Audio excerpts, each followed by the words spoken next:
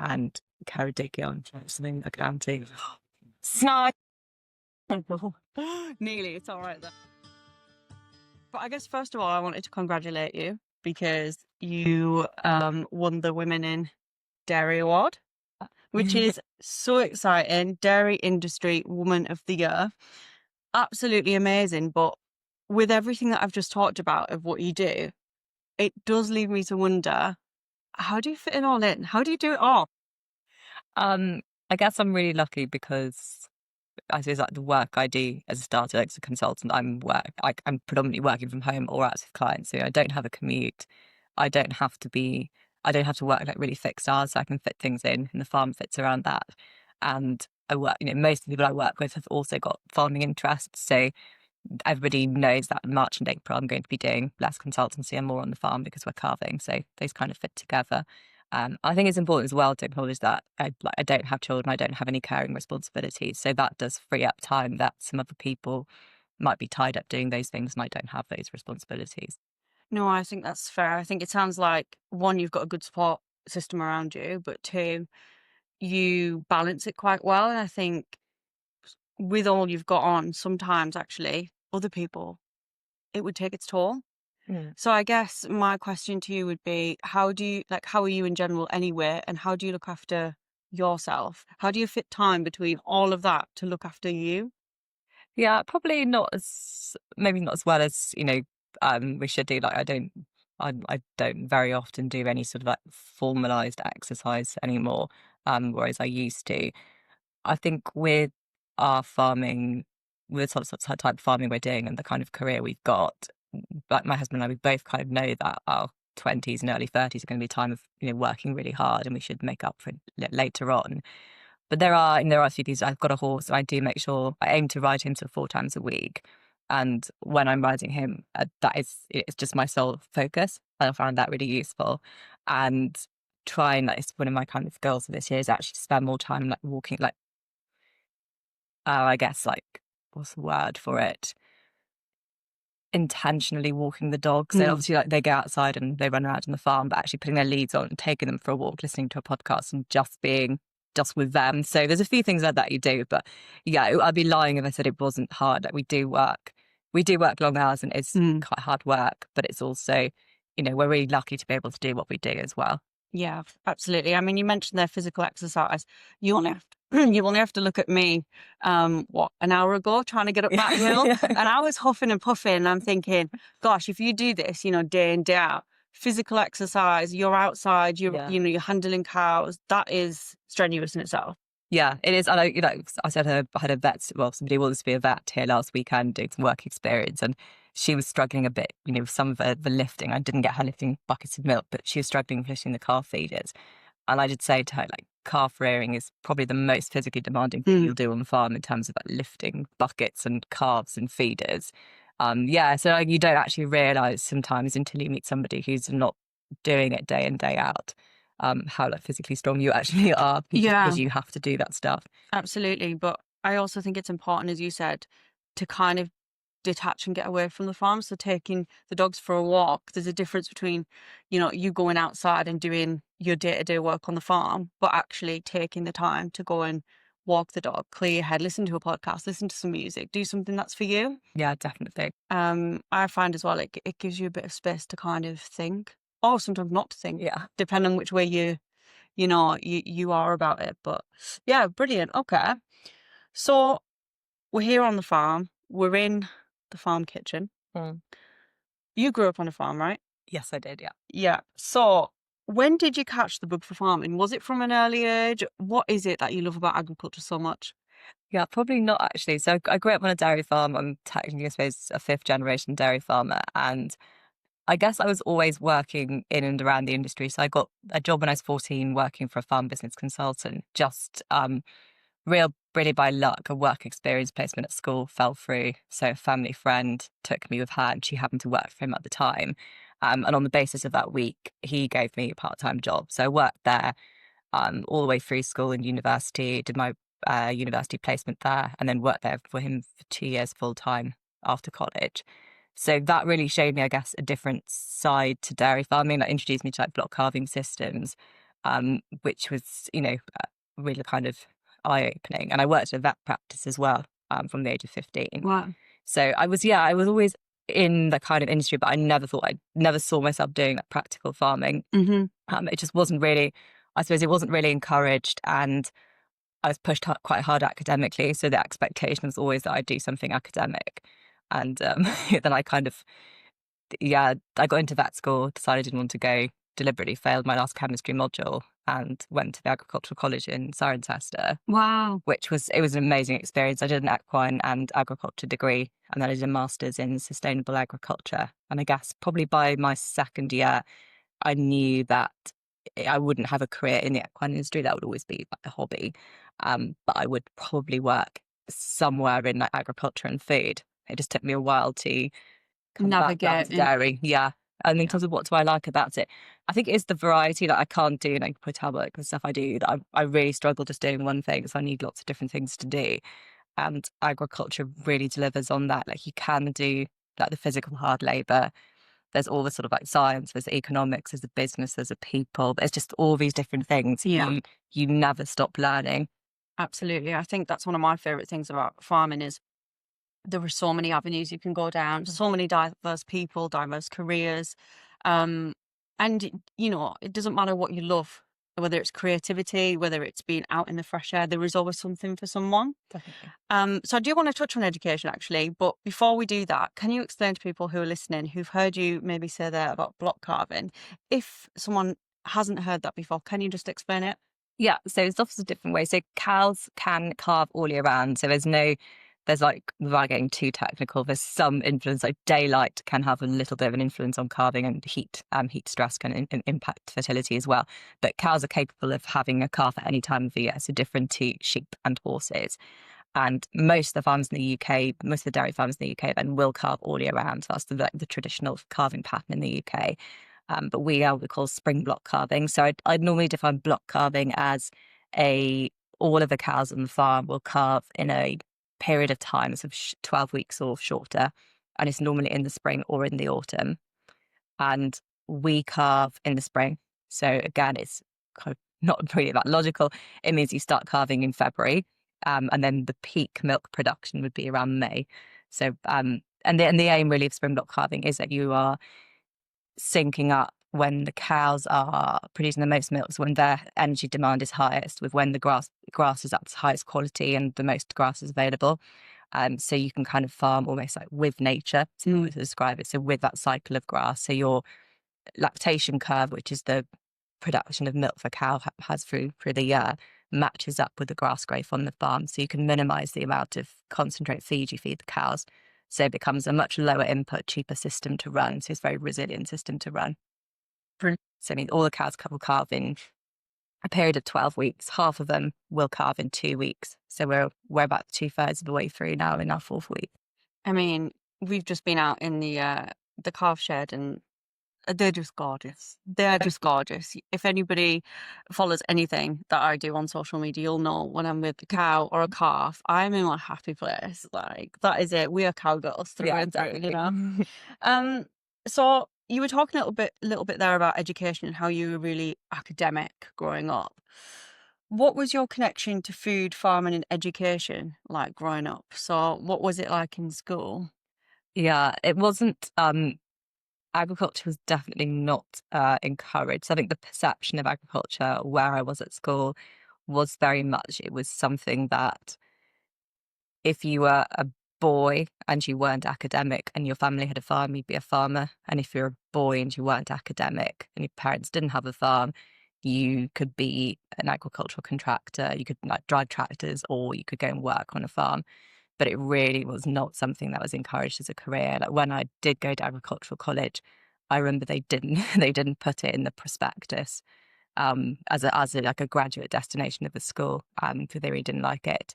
I got pulled out of A-level lesson by one of my teachers, who told me that I was going to ruin my life by going to agricultural college. No. Yeah. Wow. Yeah, one of my English teachers saw me a few years after I finished school, and she said, you could have done anything you wanted to, and you chose to go to Cirencester to chase Hurray Henrys around a polo pitch. And I was like, well, actually, the Hooray Henrys chose me. But, I am so yeah. here for that attitude, but I can't Yeah. believe. To me, I think from an outside perspective here, you know, the perception of Wales can be, you know, it's quite a rural area. Yeah. You'd expect almost the kind of rural roots to be celebrated a little bit more, but what you're saying there is kind of actually you were academic and farming's not necessarily seen as that. And not seen as something. And I think that, you know, a lot of the fault there is probably of the agricultural industry, that the way we've portrayed ourselves is that it's, you know, back-breaking physical work for no reward. Like, we don't sell it at all. So in terms of, you know, it was very much seen as you're going to waste it. I mean, they were quite happy for me to be a vet and work in industry. And again, probably from those those misconceptions that they assume that vets earn a lot of money, and they don't actually. It's a lot of work as well. Yeah, it's a lot of work. So yeah, no, it really wasn't. And looking back, thinking that there were a lot of farmers' children at school with me, I can't really think of any of the girls, now women, who work in the industry. There might be a few who've married farmers and sort of are in the industry, but in terms of actually having, you know, like a intentional career in agriculture, there's one or two who would have gone to agricultural college, but, you know, very few. Yeah. And I think it's interesting there that you touch on, actually, is it a fault of within the industry not, you know, perhaps sharing knowledge outside of farming and agriculture, whereas I guess sometimes when you're in the industry, it's almost seen as, well, people outside the industry don't really know what's in the industry, and it's very much, you know, two-sided. But something that we both do, which I realised, is we're both ambassadors for Farmers for Schools, Yeah. which is incredible. I've absolutely loved doing it. But for any of our listeners who are going, well, I've never heard of that, what is it, Anna, and why did you decide to get involved? So Farmers for Schools is an NFU education programme where they train up farmers and people in the industry to go and do school visits, face-to-face school visits. So you do a day's of training and they talk you through how you'd structure your talk. And then you go in and do assemblies, or, you know, like take a lesson slot then to speak to two schools. So, and that's actually been really interesting as well, like going back to that idea of how agriculture is perceived in schools in West Wales. I've done 2 visits and I've been an ambassador for probably 2 or 3 years. And they've really, really struggled to get schools. The take up of visits in West Wales is really low. Wow, okay. And again, I think that comes back to that concept. There'd also be a lot of teachers in West Wales who are from farming backgrounds. Maybe like the reason they're in teaching and not in farming is because of how agriculture as an industry was portrayed to them growing up. But there's definitely this idea that, and it's really hard to get to grips with. I think some of it would come from the attitude of, you know, this is not where we want. This is not an aspirational industry for our students to enter. And some, I think, would also be, you know, anybody who wants to be in the industry around here, they've grown up on a farm, they don't need farmers coming in. And that's that kind of lack of understanding that if I go and speak to a group of, you know, of children who are from all year round calving family farms, the type of dairy that I do is quite different. Or if an arable farmer came into a school in West Wales, you know, there's very little crop growing here. None of the children would know anything about it really, apart from maybe what they've seen on YouTube videos. So yeah, I like a lack of understanding of the actual variation that's within the industry. Interesting. See, I've done NFU education things, I guess more for your urban schools, city schools, and the questions that have come out of that have been really receptive of, well, actually, how fast does this tractor go? And very, very different questions, I guess, than children who've been surrounded by farming their whole life. I mean, have you had any interesting questions from school kids? Yeah, there was. I did a primary school visit quite locally, and there were a lot of, it's just in like a local village, but most of the children there weren't from farming backgrounds. And they asked loads of questions. I mean, one asked, how do you tell the difference between a boy calf and a girl calf? I mean, it's a fair question. It's a fair question. I said, I mean, we were just talking in the shed earlier because one of the cows had just had a calf, and I said to Anna, is it a boy or girl? And she said, I don't know yet. Let me have a look. And she lifted the leg up and asked me. And I said, I've only sexed a calf once. And I looked and I saw the balls and I was like, it's a boy. I just said to him, I was like, it's the same way that you tell with a human. And the teacher was like nodding her head, like sighing, like, thank you. She's like, we're not at that level yet. We haven't had that education. They're only like 6 or 7. But yeah, they did ask, they asked loads of questions about, you know, what I'd taken in a sample of silage. I'd taken in some herbs from a mixed species sward, so that the cows eat in the field, and a sample of the concentrate feed they eat in the parlour when they're being milked. So I've taken in a couple of things for them to look at and some milk. So I that, think that's really good having something tangible. yeah, Some people bring tractors, some people bring sheep yeah. sometimes. But to have something tangible that they can see rather than just a picture, I think makes the world of difference. World of And difference. they asked loads of questions about the dogs. Had some photos of the dogs in a slide. But I think the really the nicest thing was at the end when I was walking to go away. Like this really tiny girl sort of like waved me over, and she wanted to tell me how she had a sausage dog called Max. Oh, And the teacher was like, she's really shy. Like she never speaks to anybody. But seeing like my sausage dog Cedric in some of the photos was like enough to give her like the confidence to actually speak to somebody, which is really oh, I sweet. love that. Yeah. And that's the thing, you can, as you were saying, you can almost have a perception of, oh, well, actually, I know what those farmers are going to come in and talk about, and I know what the kids are going to get out of this. But actually, that one child who, connected with you because of the sausage dog has brought something out of her. And I think that in itself is a great skill to kind of transfer. But yeah, school kids are brilliant. Questions you get asked by kids are fantastic. And do you know what I found? Children tend to be really, really receptive in a positive way. They, I often find sometimes it's harder with the adults. If they've already got a kind of misconception in their head, it's kind of actually sit down. Where did you hear that? This is the facts, and understand it from there. But yeah, interesting. And speaking of education, we touched on this a little bit earlier. You did a Nuffield Scholarship. Yeah, I did. Yeah. So, can you tell me more about your study and also what you've learned from farming across the globe?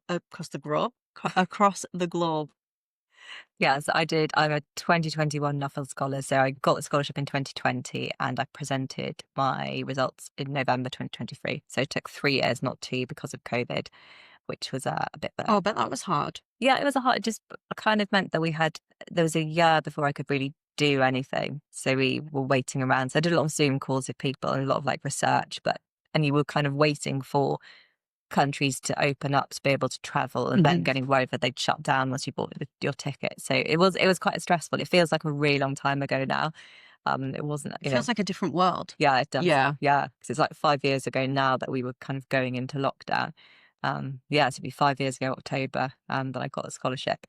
So my Nuffield was on the sort of title is Cow Calf Contact Dairy's Ethical Future, question mark. So I looked at the feasibility of keeping dairy cows and their calves together on commercial dairy farms. I also looked a bit about markets for dairy beef calves, so how you can kind of breed and rear beef from the dairy herd that beef farmers want to rear. That kind of I did a bit of travel. I went to Denmark and looked quite a lot at that, but that kind of as a topic of interest kind of fell by the wayside because the cow calf contact is more interesting. And I looked at social license. I looked at how really what lessons the dairy industry could learn from the racing industry about social license and about it's not a really particularly nice term, but in the racing industry, and my horse is an ex-race horse, which is where that interest comes from. Really, you've got animals that are sort of no longer economically viable for the main economic enterprise. So horses that aren't suitable for racing anymore. And I suppose the kind of the parallel then is that in the dairy industry, you've got dairy beef calves and dairy bull calves who you can market them, but they're not the main income source of the dairy farm. So what can you learn? And there's a social license risk associated with both of those things. So what has the racing industry done to market those animals and secure a future for them? And if there's anything the dairy industry can learn. So that was another sort of part of it. Yeah, and then to what I learned around the world. It was really interesting. So I travelled to Denmark, to Canada, Wow. Norway, Sweden, Finland, the Netherlands, Chile, United Arab Emirates, Australia, and New So Zealand. just a few countries. Yeah, it's a few countries. It's like 11 countries and a bit around the UK. And what really, I guess, took me was that how similar, like it's very, very similar problems that wherever you go in the world. So like climate change is a problem everywhere. In terms of like presenting different challenges and some opportunities as well. Then labour, like access to labour and sourcing labour is a challenge everywhere. And then you some things which were, they're not challenged everywhere, but you can they just touch on things. So like Indigenous land rights in Canada and Chile and Australia and New Zealand to an extent as well. So yeah, so loads and loads of similarities. Like wherever you are, people have got really similar challenges. And what did you find, I guess, from your overall study? Did you have a conclusive kind of finding, or at the end you've got to present, right? Yes. You've got to say, this is what I've done. I've travelled to XYZ, and this is what I found. What did you find? Yeah, so it was quite a nerve-wracking thing. So cow-calf contact, as it is one of the biggest, the separation of dairy cows and their calves is one of the biggest social license challenges to the dairy industry. And it's a challenge that you're just not going to get away from. Like consumer acceptance of it is never going to be there. Like most people, until they are presented with that information, don't realize that it happens because, why would you? And when people do have that information, they're not accepting of it. So it's a challenge that the industry really does have to overcome. But when you speak to a group of people about it and start talking about how you can do it, it's because it's just something that, like, that practice is so ingrained in the industry that the idea of actually keeping cows and calves together is just not something that people really think about at all. So it can be quite an interesting conversation to have.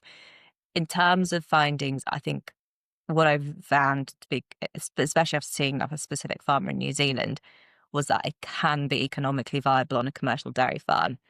Um, the challenges then really are around infrastructure. So most cow sheds aren't set up for calves to be in them as well.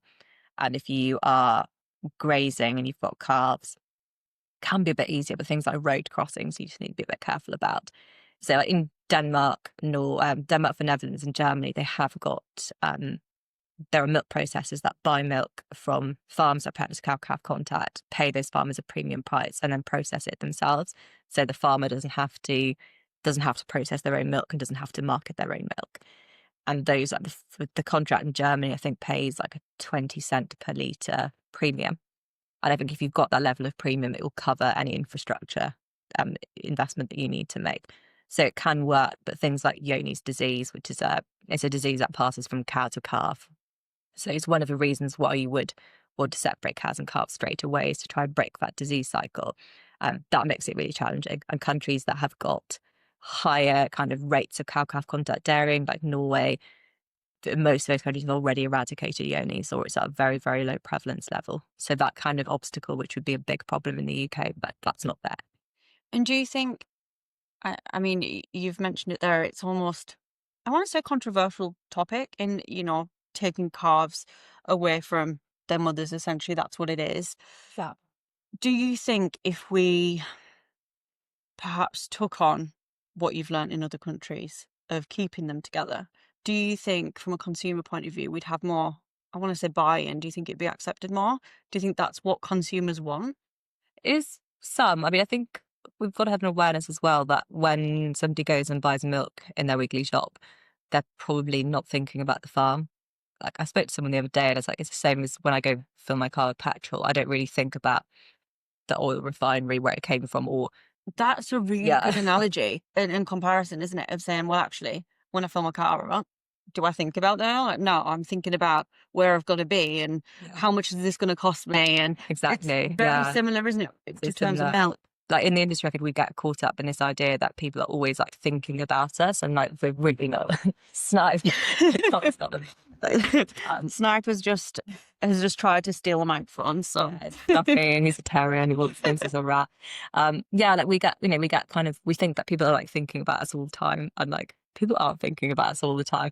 But when you present people with information that on most conventional dairy farms around the world, cows and calves are separated within the first 24 hours of birth, people don't like it and they will want to find a solution to it. So, a lot of the consumer research will kind of show in terms of like animal welfare and environment that there are things that people want, and then shopping habits when they actually go to the supermarket are quite different because people are generally motivated by like convenience and price, which is fair enough.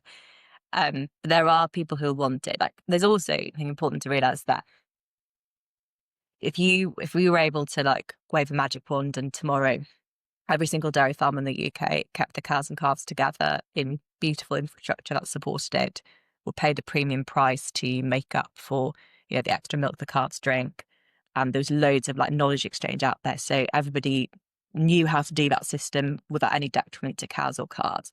There would still be people who didn't want to drink milk because there are other ethical challenges to dairy farming. Like they might not like the fact that dairy cows ultimately enter the beef industry, like they're culled and we eat them. They might not like artificial insemination. They might not like that some cows are fully housed. You know, it's never, you're never going to have one silver bullet solution to all of the social license challenges around dairy.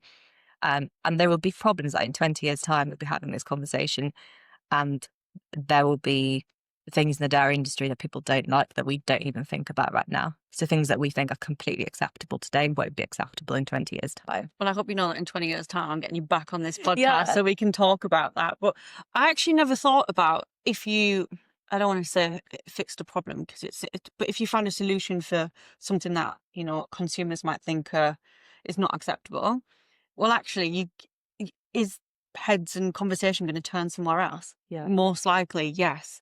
And it becomes like a process of continuous improvement, doesn't it? Yeah. Yeah. But I think with farming anyway, it is always about improvement. You know, I've not met a farmer yet who's not looking to better their business, better the way they farm, better for their animals, better for, you know, the environment. There is just so much within farming that people want to do, you know, they want to enhance. So, yeah, okay, 20 years, you heard it here.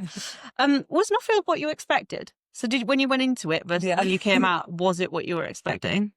It's hard to tell. So I think my experience in Nuffield is really different because of COVID, and it is what it is. But I think looking at, you know, like a mutual friend like Sophie, like her experience of Nuffield is very different. So I guess a good place to start really is that when you start your Nuffield, so if you're a UK Nuffield scholar, you'll be awarded your Nuffield in like October. You kind of have a fairly quiet, you go to the conference in November and get officially introduced as a Nuffield scholar. And then you don't really do anything until the following March, where they have what's called the Contemporary Scholars Conference. So that's like a 2-week conference where all of the different Nuffield scholars of that year group from all around the world. So there's Nuffield like branches in Canada and America and Australia and New Zealand and Chile, Japan. There's lots of different countries now that have Nuffield scholars, and they all meet up somewhere around the world for 2 weeks. And then on the back of that, you then start your individual travels. So Sophie's cohort went to Brazil. So just her year group went to Brazil. When I was a scholar, because of the COVID delay, so I should have done my CSC in like March 2021, but we were still in lockdown. So it was March 2022, which meant there were then 2 cohorts of Nuffield scholars. So there were over 100 of us. And Wow. yeah, it was a lot. And then our CSC was in Norfolk. So we didn't travel there as a gang. So again, like the gang that went to Brazil would have all been on the same flight flying out, having like half the people that we had in our CSC. And then some of them would have stayed on in Brazil and some would have flown back. But we kind of all made our own way to Norfolk. There were loads and loads of people there. And then because it was still in COVID, you know, people kept like getting COVID. So a few who never made it because they had COVID already. And then the Australian scholars had basically all caught COVID on the flight. So every day there were like few enough Australian scholars there because they were isolating in their room. Oh my God. Yeah. And I think that gave us a real different experience of enough of them, because I don't think as a year group we had maybe the same experience and like developed the same like connections and friendships. And then again, because of, and I keep like blaming things on COVID, but I think it really did have a big impact. Our year group, like I presented in November 23. There were 2 guys who managed to present in 22. There were some that present in 24, and there'll be a few that present in 25. So we've been very disjointed in terms of when we've completed our scholarship. So my experience really isn't the same as somebody who got a scholarship today. But yeah, it was like a lot of the travel stuff is exactly what they say. You know, it is like you do have like you meet really interesting people. You learn a lot. You actually learn a lot that you didn't expect to learn. There's a lot of the stuff that you pick up on is not what you went into it expecting, which is brilliant. And you do meet really, really interesting people. And then presenting at the conference is like loads of fun. It's just really nice having like finished, putting everything together and presenting it. And then you've got, because obviously somebody sponsors you as an Nuffield scholar as well. So it's really nice to be able to kind of give them subject to sniffing the mic, give that back to them. Yeah, so it's something I really recommend. I'm now on the board of trustees as well, so I now see like the behind the scenes of how because it is a charity. It's a charity that awards travel scholarships. So behind the scenes of how a charity is administered and run, which is really interesting. Absolutely. Well, I mean, the scholarship applications are open now. They are until July. Yeah. Maybe I'll apply. Yeah, Who please do. knows? Yes, you will be, Lizzie. Yeah, please do. So how has your life changed since completing the scholarship? How has my life changed? It's interesting 'cause, you know, a lot of things, if you take a group of 20 people and in their kind of late 20s through to their mid 40s and follow them for 2 years, like a lot of stuff does happen. Um, so I got married, got engaged and married during my Nuffield. Bought, so my partner and I are in a contract farming agreement, and I bought half his company, so to join him in the agreement. And I changed jobs as well. So a lot of things happened, which not necessarily because of nothing. Like I'm not the sort of person who completely like overhauled my life, which some people would do. It does mean that it's like the end of a calving block, we do a couple of weeks off cow-calf contact. So we do like a little trial. So that's something that I implemented when I came back. And on the back of the kind of dairy beef stuff I'd learned, we actually went to use only sexed semen and beef semen. Just, wow, okay. Yeah, it's having seen it work on other farms. So it was actually, we can do this. So we've done that. Yeah, there's been a few opportunities to speak to people. Like I spoke to the AHDB Dairy Sector Council about cow-calf contact, and spoken to the grassland groups. I think joining the board of trustees has actually probably been the biggest change, because that's now a decent part. Like, it takes up quite a lot of time, and I'm chairing the Next Generation Scholarships working group. So I interviewed the dairy and poultry Next Generation scholars, because they'll be doing their kind of UK study tour in the summer. Amazing. Amazing. I think actually what I've learned from you there is it doesn't just enhance you, on a personal level, but also professionally as well. Yeah. And you can bring things back to whether that be the farm or whether that be your career or whether that just be, for yourself. So yeah, I think I will definitely be applying. So given that podcasts are generally audio only, can you paint a picture for any of our listeners here who sorry, let me just do that again. Can you paint a picture for the listeners of your farm here, the cows, and what life's like spring block calving? Can you paint a little bit of a picture? Because people will be sat at home now going, oh, this is all well and good, but I'm not at the farm with you two. Yeah, of course. Yes. So the farm is in West Wales. It's quite close to the sea, so looking over towards Ireland. And it's 300 cows. There's about 400 acres. So it's run through a contract farming agreement. So my husband and I have a company. We supply all the labour and machinery to the farm. Then the farm owners supply the cows, the farm and infrastructure. There's a trading account, which is the farmer's account, but we kind of we make management decisions which will impact how money's spent. That pays a return on capital for everybody who has capital employed on farm. So the farmer will get a 10% return for providing the cows and infrastructure. We get a 10% return for providing the machinery, and we get a contract fee which covers labour and fuel and machinery repairs. And then what's left at the end of the year is split 75% to us and 25% to them. So that's the kind of structure of the business. So it's 300 cows. There's about 400 acres farmed. So the two brothers who own the farm, they own most of the land, and then we rent about 100 acres on a farm business tenancy, which is used for silage and heifer grazing. That's just the other side of the village. And it's all grassland, so we just grow grass. We grow quite a bit of mixed species swards now in the grazing paddock. So that's fields with grass in it, like ryegrass, but also clover and chicory and plantain. And that's done for kind of drought resistance and biodiversity. And it's been a really good thing to grow through the drought season. So we're in Wales, so we don't have the Sustainable Farming Incentive, SFI. That's not applicable here because agriculture has devolved. There's a dog barking. Yeah. Snow. Stay. Good boy, come on. So the mixed species swards have been something that we've kind of taken a decision to grow ourselves. We've got that here. And the cows are a mixture of breeds, but they're kind of Friesian and mostly Friesian and Jersey. Friesian and Jersey crossed together with a bit of Norwegian bred. So they're what we call like crossbred dairy cows. So if people are being uncharitable, they'd call them grazing rats. They're like small little cows. and they will produce about 5,500 litres of milk each, which is sold to a processor up in Anglesey who make mozzarella cheese for pizza. Oh, wow. Okay. Yeah. Amazing. Pizza Hut, Domino's, Pizza Express. No. Yeah, they'd all buy. Oh, that's where our milk ends up. That's incredible Yeah. because sometimes, you can talk to, well, a farmer on the ground and you don't actually realise this is where the milk ends up. You just think milk is, well, it's going to be a pint of milk. Yeah. But that's amazing. Well, next time I'm ordering a Pizza Hut or a Domino's. Yeah, it's our milk. Yeah. Yeah, it's most for, yeah, you kind of just think about liquid milk. Obviously, most milk is processed Yeah, of in course. some products. So yeah, mozzarella cheese. And yeah, the cows calve in the spring. So it's pretty hectic. It's the good thing about block calving is that you've got very specific jobs at specific times of the year. So Mhm. from the middle of February for 12 weeks, we're calving. So cows, half of them will calve in the first 2 weeks. Like 85 to 90% will calve in the first 6 weeks. And then you have a sort of a long tail. And they graze for most of the year. They'll go out normally at the end of February. They'll come back in November or December, just depending on how much it rains, because it does rain here quite a lot.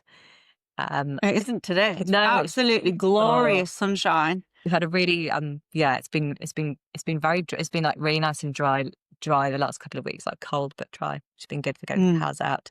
And then obviously breeding is obviously 12 weeks as well, so that's kind of a brief period of busyness. And then end of August, September is usually quite nice because the cows are still outside, the calves are all weaned, so it's just that's the easiest time of the year. And then when the cows come back in, you're into like winter routine, but you're also, as the cows then are kind of like coming to the end of their lactation because they're approaching having another calf, you're drying cows off as well. So that takes a bit of time up in the winter. And if anybody is listening and they're going, drying cows off, as in, are you drying them with a towel? What does that mean? Yeah, so it's stopping the production of milk. So when the cows are near the end of their lactation, like their milk production drops considerably, and so if you leave cows and just stop them milking, they will develop like a keratin plug in their teat, which kind of stops it's just sort of teat closing up, and you're like stimulating that happening by putting, we call like a sealant, which is like a kind of a thick white liquid. You actually inject that into the teat orifice. So you just do it in the parlour. You have to do it really, really hygienically. So you do it with lots of surgical spirits and cotton wool, and then you just press the tip of a little like syringe up into each teat, push it in, and then they dries them off. So it replicates that keratin plug that would happen naturally. This speeds it up, so it stops any kind of like bacteria getting into the udder when the cows aren't being milked. So, what does the future of the farm look like? Yeah, so we're quite consolidated out of 300 cows. You've got no aspirations for more cows, because that's normally what people kind of expect when you talk about the future of the farm. So for us, it is all just about doing a really good job of what we've got here. So we've obviously got quite, like in a contract farming agreement, your requirement for financial performance is quite high. So you've kind of got to be in the top 25% for it to work, and to make it really work, you need to be in the top 10%. So we're always like striving to do a better job on that. Managing, I guess, like changing climatic conditions is something that I think anyone who's kind of in a grass-based system has to work around. So looking at things like doing really good quality forage for the cows to eat, and trying to work out if there is any pattern to what the weather looks like going forward, like drought resistance, and also how to manage those shoulder months in the spring and the autumn when it can be very, very wet, and how you manage grazing. So those would be our aspirations. And then still doing a really good job. And then I always say that I'd love to be fully cow-calf contact at some point. I mean, it's very difficult to make a decision like that on a farm that isn't your own, especially in a contract farming agreement, because your tolerance of risk in terms of management changes is lower, because you have to deliver that profit at the end of the day, and you're sharing the risk. So I can't do something for my own kind of interest that might impact the farm owners as well. But I'd love it in the future if somebody approached me and said, I'll pay you 20p per litre extra to do cow-calf contact. That makes that kind of proposal a lot more attractive when you're trying to sell it to somebody. So that's my kind of long-term goal.